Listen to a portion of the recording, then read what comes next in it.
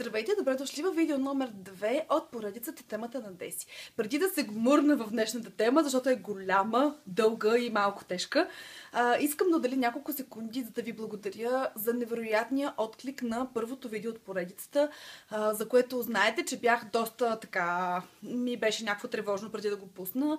Много се чудих дали да стартирам такава рубрика, много се чудих какво да направя. Получих вашата подкрепа, получих невероятните ви коментари и искам да ви кажа, че се чувствам истинска късметлийка, че толкова интелигентни, смислени хора гледат видеята ми. Просто ви благодаря искрено и от сърце за това, че споделихте вашите лични истории, за това, че ме подкрепихте в това, което започвам. И без да губя повече време, продължавам към същината на днешното видео. Това ще бъде именно втората история, която искам да ви разкажа. Тази история ще бъде малко по-тежичка от предишните две и малко по-сложна, вероятно и по-дълга, така че се пригответе заедно да следите една малко усукана нишка в историята. Действието се развива преди няколко години, когато вече живеех в София, както и преди съм казвала, аз съм от Пловдив, така че преди, може би, около 6 години дойдох да живея в София. Случва се това нещо, докато живеех още на студентско общежитие, карах магистратура и тъй като действието се развива през лятото, всъщност бях сама в общежитието, не в общежитието, но в стаята и до голяма степен една от малкото останали в общежитието, тъй като знаете, че лятото студентски град се поизпразва. Какво става? Действието се развива в това, ако може да кажа, действието се развива.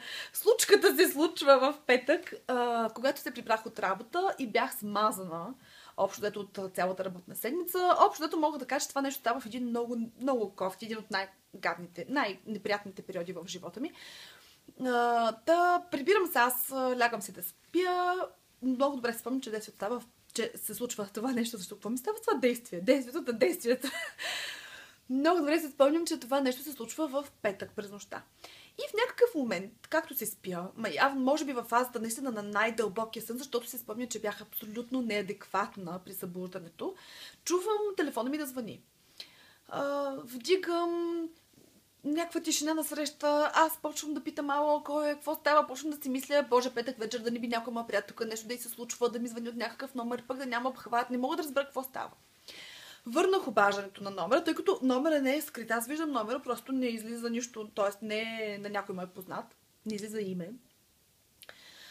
Върнах няколко пъти обаждането, човека пак ми звъня, нещо, но искам да ви кажа, че нямаше никаква комуникация от другата страна, не съм чула нито една дума реално. И в този момент аз виждам, че в телефона си съм получила 2 съобщения. Това става преди Viber, така че говорим за SMS-и. 2 SMS-а с брутално съдържание.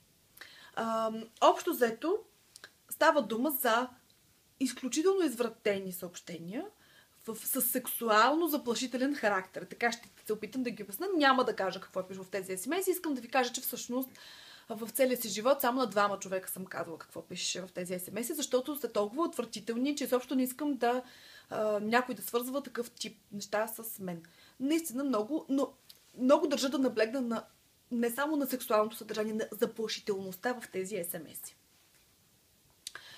И въпреки, че искам да ви кажа, че наистина пребледнях просто в момента, в който видях тези съобщения, защото никога в живота си аз не съм комуникирала с хора, които поне си мислех, че не съм комуникирала с хора, които биха могли да кажат нещо подобно или да мислят нещо подобно. И в един момент се оказва, че всъщност аз познавам човек, който не само мисли подобни неща, но ги мисли по моя адрес. И искам да ви кажа, че това беше много плашещо, но за това след малко. Ще говорим за това след малко. Както и да е, в крайна сметка това, което направих, е да се спра звука на телефона и да продължа да спя, защото наистина бях смазана. Толкова бях изморена. И на сутринта, след като станах, видях, че имам 19 пропуснати обаждания. Естествено, веднага тръгнах да връщам обаждането, да разбера какво се случва, но може би след 10 часа сутринта телефона вече беше изключен и повече не се и включи. Сега, тук вече въпросът вие какво бихте направили, вие как бихте реагирали в тази ситуация. Това, което аз реших да направя, е за мен най-логичното в тази ситуация, просто да подам един сигнал в полицията, защото искам да ви кажа, че умрях от страх. Може за някого да изглежда не чак толкова, какво толкова някой се напил и ти пратил там 2 SMS-а, но първо самите SMS бяха да са много брутални, второ показваха, че човека много добре ме познава, т.е. не е сгрешен номер.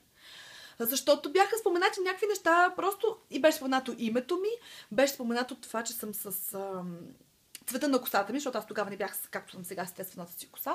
И също със сигурност не беше сбъркан номер. И в един момент какво се оказва? Значи аз живея в общежитие сама, прибирам се късно от работа, много късно. Тогава седях в офиса до 8-9 часа всяка вечер. И очевидно познавам човек, който има съвсем сериозни психически проблеми, айде така да го наречем, и някакси по някакъв начин това нещо се е отправило в направление към мен. И трябва да ви кажа, че аз не съм много се изплаших тогава. Още в понеделник веднага първата ми работа беше да отида и да подам сигнал в полицията. Няма да коментирам, дори не искам да влизам в подробности какво беше отношението, когато отидах в районното, какво отношение получих от хората, които стояха пред вратата, защото пак бяха униформени полицаи. Просто няма дори да влизам в тези подробности, може би и друг път може да си говорим, имам и други истории с блъсъци с полиция. Мога да ви разказвам много за отношението на полицаите, с които аз съм се сблъсквала. Не казвам, че на всички на света или в България, но тези, които аз съм срещала, просто имали потресаващо отношение. Както и да е, преглътнах унижението, седнах и се написах най-чинно, много подробно всъщност цялата жалба или там сигнал, не знам как се нарича, може би жалба, не знам. Но много подробно описах какво се е случило, какво съм получила, приписах целите смс-и, дума по дума, така ми каза полицая. Каза ми, трябва да напишеш всичко дума по дума. Написах го, аз си го питам, кога мога да разбера какво се случва, ми каза, няма да разбереш. Как няма да разбера? Вика, ние няма каза да ти се обадим, но ти ако искаш, можеш след няколко дни да провериш кой води преписката. И аз казвам, разбира се, че ще проверя, защото това е важно, да знам какво се случва. И имайте предвид, че пак подчертавам, аз в този момент наистина изпитвам панически страх. Защото познавам човек, който има проблеми.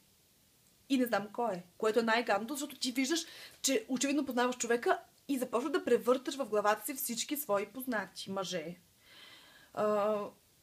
И честно да ви кажа, не се сетих за нито един, който би могъл да напише такова нещо.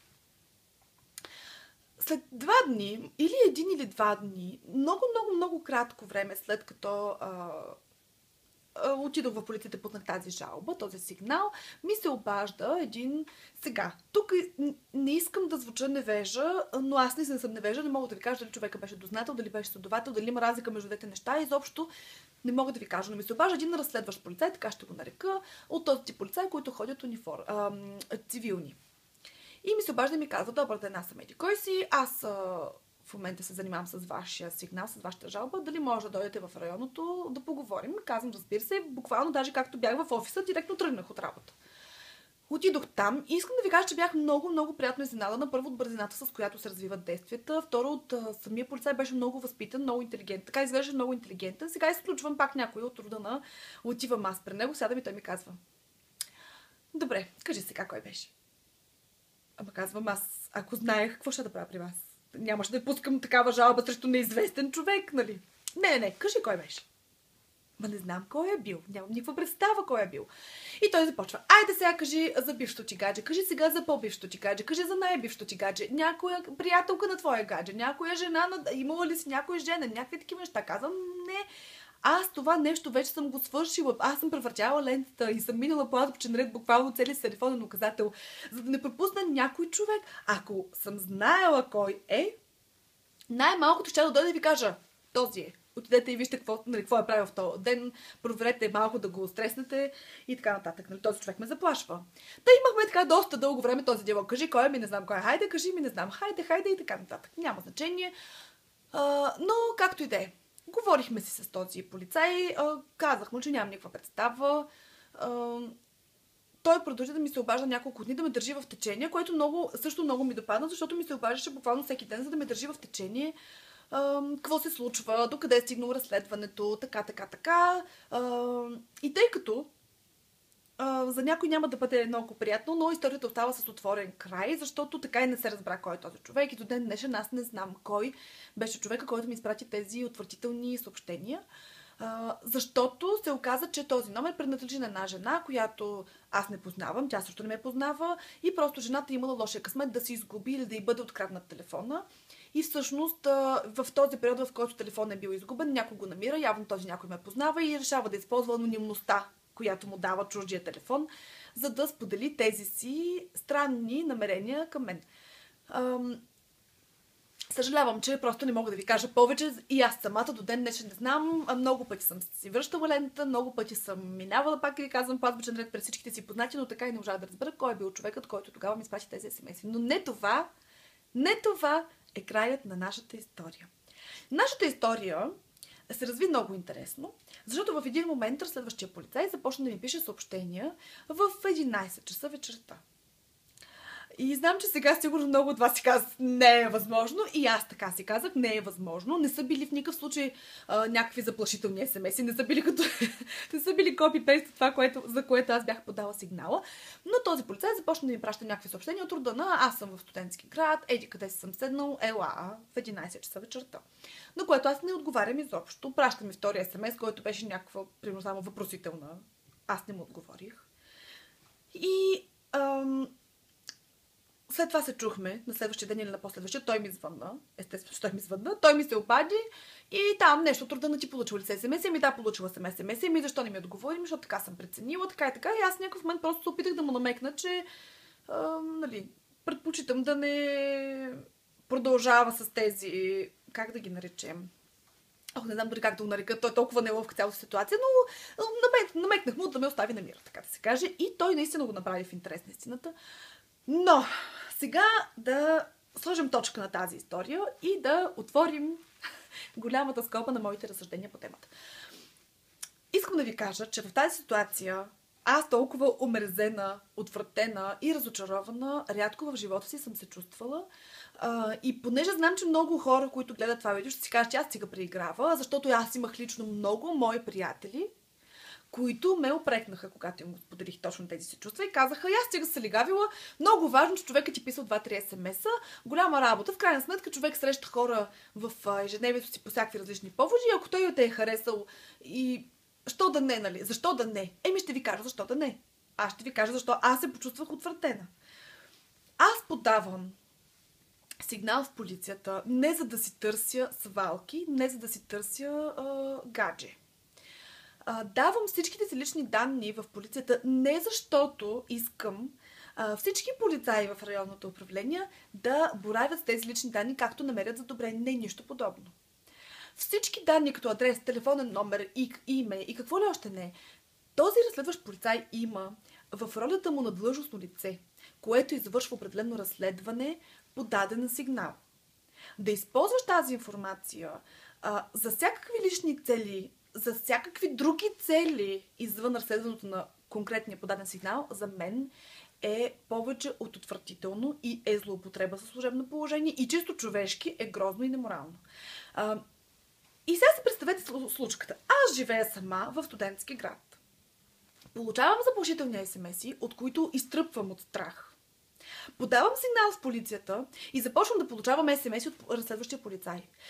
Сега съгласете се, че не знам дали аз преигравам и дали аз съм драма куин, обаче, честна дума, аз бях потресена, защото в един кратък отрязък от време, в момента в който аз подадах този сигнал, до момента в който започнах да получавам смс-и от разследващия полицай, всъщност аз се бях успокоила, защото видях, че то има млад, интелигентен, активен, мислещ разследващ полицай, който в момента си върши работата. И аз наистина вярвам, че той си върши работата не заради мен, а заради работата му. Тоест не защото аз съм му симпатична, а защото това е неговата работа.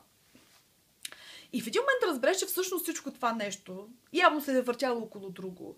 И явно подбудите са били съвсем различни. Искам да ви кажа, че бях наистина отвратена. Аз го помолих да спря да ми звъни и наистина той спря, за което адмирации, поне за това адмирации, че не се оказа някой такъв прилепчив индивид.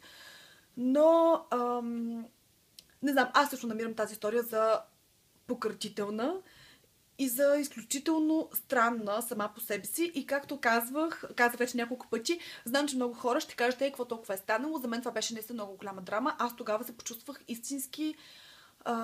Честно да ви кажа, както ви казах, това беше в един много труден период в живота ми и тогава се почувствах истински сама и истински самотна, защото разбрах, че не само, че можеш да бъдеш заплашван от някой, но можеш също така и да направиш всичко, което законът ти позволява и да се почувстваш дори още по-оголен и още по-беззащитен и всъщност някак си още по-атакуван. Аз го приех като някаква атака. Дали защото тези смс наистина бяха такива, пак не са били от рода на ще те убия, ще заколя, бяха точно такива сексуално заплашителни смс, извратени, много противни.